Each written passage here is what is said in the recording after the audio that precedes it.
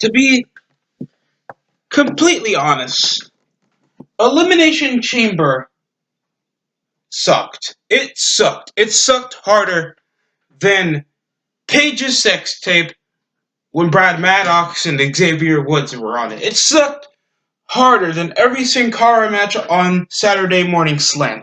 It sucked harder than my relationship status. It's this terrible that it makes it really difficult to know why in the flipping fuck you need two pay-per-views after the Royal Rumble to build up to a show that's going to be 5 hours long. And one of them was the most predetermined pieces of shit I've seen in my life. Cause we knew Shayna Baszler was going to win in the main event of the Elimination Chamber pay-per-view. Why the fuck you needed that fast to begin with? We have 3 jobbers out of the Riot Squad. That one been in a major storyline that had her in a majority get her ass kicked.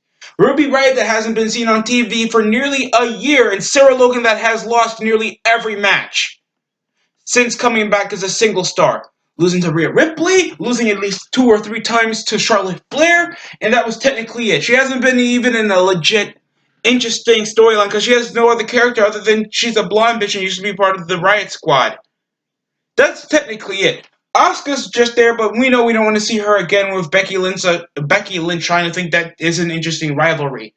And she said over the week after, the night after Elimination Chamber, that Asuka's been ducking her when Asuka been on SmackDown. That makes 0 sense, and she was part of a tag team at the majority of 2019. So ducking is not a majority of the problem when she was women's champion. No one ducks the women's champion. No one ducks the only belt available. When there were 2 belts available at the time with the women's tag team titles, the SmackDown women's title, Becky Lynch, she's so enticing and over. She had fucking deal with it glasses that time when she had a rematch with Asuka on like a night the next week on Raw, and it pissed me off because she thinks she's over. God, this show pissed me off. The best match of the show was, of course, the Tag Team Elimination Chamber match for the SmackDown Tag Titles.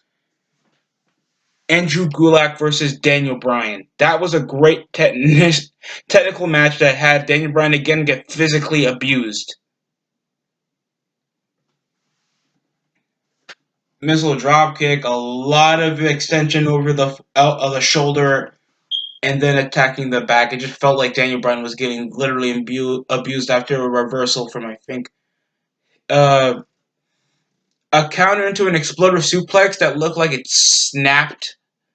Like, it felt like the Bryan Danielson days, when it didn't matter what kind of suplex he took. And then a reversal into the yes lock that looked like it was about to tear away on Drew Gulak's neck. This was a good match, but very little development at all for it, other than Drew Gulak was managing the guys that were going to job out to Daniel Bryan. And Drew Gulak had no other momentum over most of being on SmackDown Live than he has PowerPoints, and he hasn't been notable for anything since beating Tony Nese for the Cruiserweight Championship. In most of the pay-per-views of 2019, the Cruiserweight title was on the kickoff show. There was also Kurt Hawkins versus the Viking Raiders. Kurt Hawkins and Zack Ryder against the Viking Raiders. Of course, the Viking Raiders. Why would you want... I quit going over kickoff shows because they don't have anything important. Who in the hell wants to watch an enticing storyline, a feud, or a match that makes no sense? There hasn't even been any build-up or any rhyme or reason why Zack Ryder and Kurt Hawkins had a match with the Viking Raiders. Was this for a number 1 contendership for a tag title match for the next night on Raw? No. Afterwards, they just were involved in the tag team title match against the Street Profits and Seth Rollins and Buddy Murphy again. Oh, I'm sorry, I gotta call him Murphy now. Because saying Buddy is gay. Right, Buddy? Hell. Andrade defeated Humberto again to retain the United States Championship. a springboard moonsault, a tope. I think it took Humberto outside the ring. It wouldn't be the first time somebody got outside the barricade. One time, Braun was going for his shoulder tackles in the handicap match. He of course, shoulder tackled Cesaro outside to the barricade. But I'll go into that match later. It just felt so good. But we knew Humberto was going to lose because obviously he's not over. He's an okay wrestler. Andrade been just working with his strengths. That's just luchador, flippy dippy crap.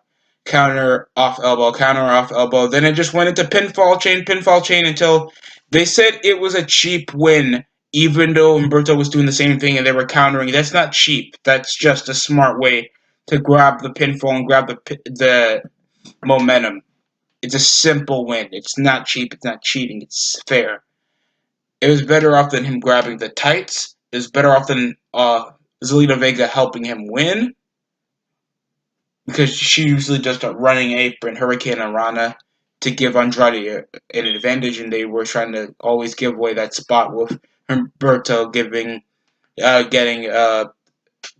hammerlock DDT to the outside. It was just a basic match, but these guys always had matches like this on Raw. I expected nothing less, but I expected Andrade to still be over, but he hasn't had a good match since his first title defense, I think, against Rey Mysterio for the United States title. I hope they really get over with this feud with him and Humberto. It goes nowhere. It doesn't make Humberto build himself as a legit babyface. He continues to lose when it really matters to him the most. He has no grasp on the English language. I'm not saying that everybody has to learn English if they want to be in the WWE, but at least build up some reason why you should be on the card. You're literally coming from fucking 205 Live and you barely have any important criteria. You've lost every chance for the United States title since coming into the main roster. They've been building you a lot, other than you can do a pretty good looking moonsault. There's no other glimpse into your character except you are related to a more interesting wrestler in Angel Garza. You lose to everybody for the United States title. You don't remember what happened later in the year in 2019 when you were feuding with AJ Styles, and you have lost every match. There's no reason.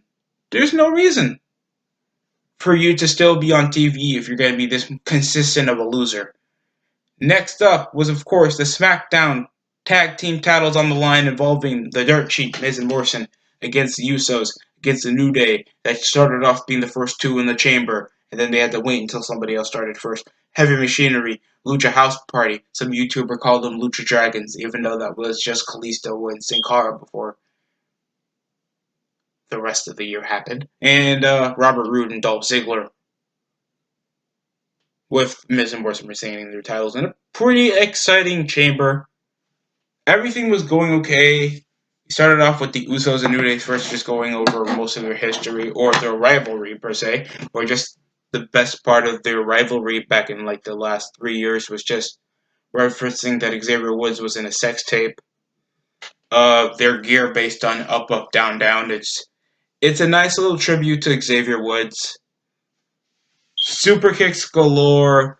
The spot with Otis charging through getting through the chamber, outside of the freaking chamber after getting through the pod. It is just crazy. Biggest spot next to Lince Dorado climbing to the ceiling of the cage and jumping off, hitting over everybody except Heavy Machinery. And then a smart finger four into a Starship Pain for the clean retainment. It felt like everything was going straight clean. The only thing that pissed me off was I think a bit too much of the Lucha House Party, all because they're luchadors and that means they have to do flippy dippy shit. And they were going as soon as they were in. They tried to hit the New Day with a springboard Hurricane Rana, and it was a botch. It felt so like they were trying to do too much, but everybody, all of them wanted at least for Otis to get Dolph Ziggler to get his comeuppance from stealing Mandy Rose away from Otis. So that's technically what I was there for, and for Heavy Machinery to win the tag team titles. But we know we don't want Miz and Morrison to have an underwhelming tag team title reign, because that has happened in the next match. It was a great match, a lot of highlights galore. Told a few different stories involving the history with the New Day and the Usos. Of course, the stuff with Otis Tucker and Dolph Ziggler. Robert Roode is just there. Some cool spots with Lucha House Party. It had everything for everyone and the most entertaining parts of SmackDown. So I'm gonna give it this. I'm gonna give it a good. It's a good match. It's a great match to watch. If I were you, I would just watch it. Next up, AJ Styles will face off against Aleister Black. Aleister Black nursing an injury in this no DQ match with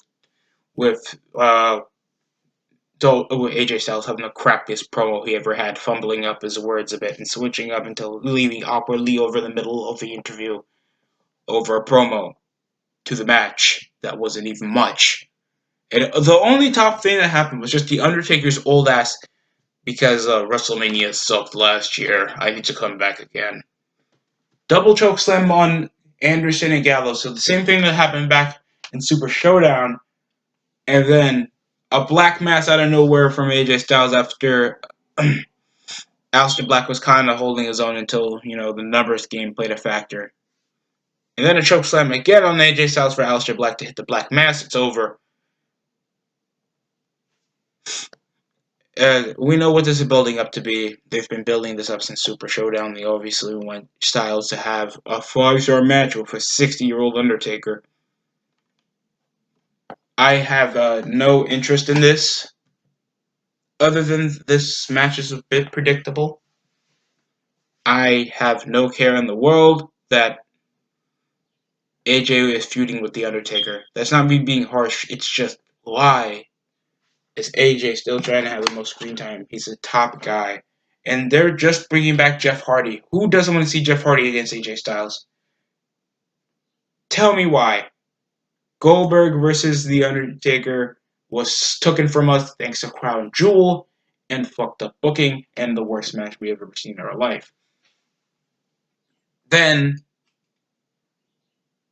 our Universal Champion doesn't even show up to defend his Universal title just to build up for Roman Reigns against Goldberg. And Goldberg, we forgot, is pushing in his 50s, so we can't make him do consistent pay-per-view. So we know Roman Reigns is going to win, like 2016, when you obviously know Triple H is running NXT and he's old. He's not going to be holding a world title for more than a couple months. So obviously they're going to try to get another way to make Raw, SmackDown watchable, to just give the obviously predictable guy that they want to be the main eventer, of course, the world champion. So it's practically WrestleMania 32 all over again in at WrestleMania 36. So I'm just not anticipating anything at this point. I feel like these are just rushed up storyline feuds just to make a reason for SmackDown to know that they have matches to look forward to on WrestleMania. Next up was the Street Profits involved against Rollins and Murphy for the Raw Tag Team titles, and the Street Profits retain. Over Kevin Owens, giving one of the most best stunners I've seen from not even involving himself in the match. Dawkins got himself in a shoulder attack over Rollins. Kevin Owens was just striking over popcorn. A bit of the same type of wrestling, except this time there was outside interference. The Viking Raiders came and stopped AOP from involving themselves in the match. I think there was a double powerbomb from catching Montez Ford when he did a running senton, and it tossed his ass through the barricade. So it's technically the same spot, just in different areas. This time Kevin Owens played more of a part again. So obviously they're building up to some kind of match with Kevin Owens and Seth Rollins. So yeah, twice in a row, the Monday Night Messiah failed to become tag team champion with Buddy, even though it makes no damn sense. Why aren't like the legit tag team AOP that held tag team titles before not getting a shot for the tag title? Shouldn't Rollins be more focused on the WWE Championship? He hasn't held that since 2016. And Buddy obviously should be focused on getting like the US title or something. So obviously this faction is like completely out of order just to just make it more of a mid card field, even though Seth Rollins kind of been the top guy on Raw for the last 2 to 3 years. So it makes no sense in my opinion why in the hell he's given this feud. Why Kevin Owens is using the fucking stunner because I know the pop-up powerbomb is not that more threatening than a literal big man tossing you up in the air and chucking your body for, spine back first up to the mat for a 1-2-3. That's what he did to beat John Cena. So you're telling me right now a stunner is taking out Seth Rollins? That makes no sense to me. Shinsuke Nakamura, Cesaro, and Sami Zayn defeated Braun Strowman for the Intercontinental Championship. And probably the dumbest thing. This guy that has been built up since becoming a single star, given all these jobbers, feuds with Brock Lesnar, Roman Reigns, Baron Corbin, just a building up as the top guy, then numerously turning him babyface, make him lose all that credibility to know his first title win of his collective career was with a fucking child for the tag team titles. And he's held that less times than him becoming Intercontinental Champion.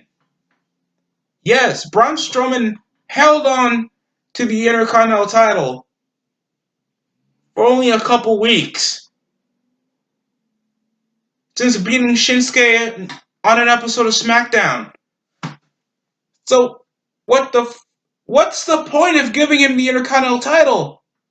Sami Zayn pins him off a haluva kick, off a double suplex, or a brainbuster or something. I don't give a shit.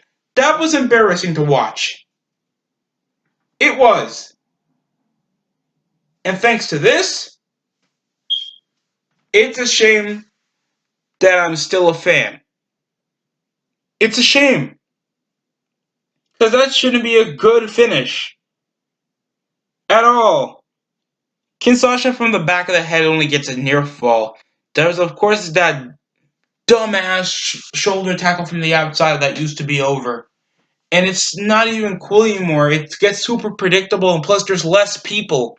So it just feels played out. Then Sami Zayn wins after Shinsuke couldn't beat him clean in a handicap match that Braun Strowman has beaten 4 people. Several people. Won the greatest Royal Rumble, and you're telling me he loses to fucking Sami Zayn. He's been on the main roster since like 2015 or 2016 if you're counting his injury. And Cesaro, that hasn't been reluctantly potential for a main event push since 2015. And of course Shinsuke, that's been dumb this entire time he's been in the WWE. You're telling him now that he loses the Intercontinental title after having this much potential. They don't care. They don't care about the Intercontinental Championship. They don't care about pushing Braun Strowman. And my friends were actually excited that Sami Zayn is given an Intercontinental title spot. I don't even give a fuck about Sami Zayn holding any belt because I thought his credibility was already wasted. The first time he even came back from injury back in last year, he already lost his Intercontinental title match against Finn Balor. Already, in his return match. He's been given crap feud after crap feud, but everybody wanted to suck the dick of Kevin Owens even though they ripped off that feud from Ring of Honor. There's no interest, there's no mystique or any, it's just a gimmick of the underdeveloped wrestlers. That's literally the faction Sami Zayn has collected. And Braun Strowman hasn't even gotten a developed Intercontinental Championship reign. At all. How underwhelming that has to be if you're a Braun Strowman fan. Shayna Baszler defeated Ruby Riott, Liv Morgan, Sarah Logan, Asuka in Natalya in an Elimination Chamber match in under a couple minutes. And I have to tell you, man, I try my best. I already complained over the beginning of the review how bad this was and how mediocre WWE tried to push their top stars because they really have no other favorites. The Riot Squad sucks. I haven't seen Lana since Super Showdown because she got stoned to death after accidentally tearing her clothes after the gauntlet match. Joking about that, but that's besides the point. No one cares about the rest of the bitches. It was obvious that they're putting the NXT bitch, the only person that hasn't been given that much screen time, but practically we know how she wrestles. She beaten everybody with a sleeper hold. Beat the crap out of Natalya. Natalya the next night on Raw didn't even ask, "Where's Shayna? Where's Shayna?" She embarrassed me. She nearly ended my career. Blah blah blah. Every person should be pissed off that Shayna literally treat them like an obstacle, or at least be afraid or something. They just came back and wrestled the next night when Shayna was already booked to face off against Natalya because of that crap. Because there's no storylines. They don't want to build up to anything because they're just putting NXT bitches because the rest of the women are too inconsistent, boring, or just dumb. Natalya shouldn't be given another shot. Asuka already lost to Becky twice. In the Riot Squad, you really think one of the Riot Squad are going to lose? I mean, Liv Morgan's cute and all, but she's not going to obviously win after losing to Lana. I wouldn't give that to anybody if you lose to Lana before. Sarah Logan's a jobber, and so is a Ruby Riott that hasn't even been on TV in a minute. And it was quick. It was violent. It took a while, except a couple counters, a couple kicks to the face, and then another sleeper hold. Shayna just dominated the Elimination Chamber, and that was technically the show. For a predictable finish. You can be like, oh, it was cool. Shayna dominated. She proved that she's different cage fighter. Take it like there's no other people with MMA backgrounds in the fucking main roster, like Ronda Rousey or Sonya fucking Deville. It's the dumbest thing I've ever heard in my life if anybody had a positive review about the Elimination Chamber. I just felt like it was too predictable, dumb booking decisions, and there were like two good matches. That was technically it. Everything else was super predictable just to build because they only have 3 or 2 weeks until WrestleMania. That's technically it. That's technically the review, bro. I give this like a 4 out of 10. It is so trash. Everything gave me a fucking headache. And just a side note, Riddick Moss is in a 2-match winning streak. And this is off him beating Ricochet. A guy that just faced Brock Lesnar the week before. So I'm just angry. What kind of booking is WWE fucking doing? And Matt Hardy went off to AEW. For reasons like this, I wouldn't mind. Thank you, at least Jeff Hardy's coming back on SmackDown for this, because obviously I have no reason to watch SmackDown at this point. So Jeff Hardy coming back, it's just a safe haven at this point. So that's technically the review. I have not a lot of positives to say about this show. If you guys enjoyed the review or the pay-per-view, please comment down below. I like hearing people's opinions or their takes on this. Subscribe to the channel and join the DST Nation. That's it for me. I'm about to take a Tylenol.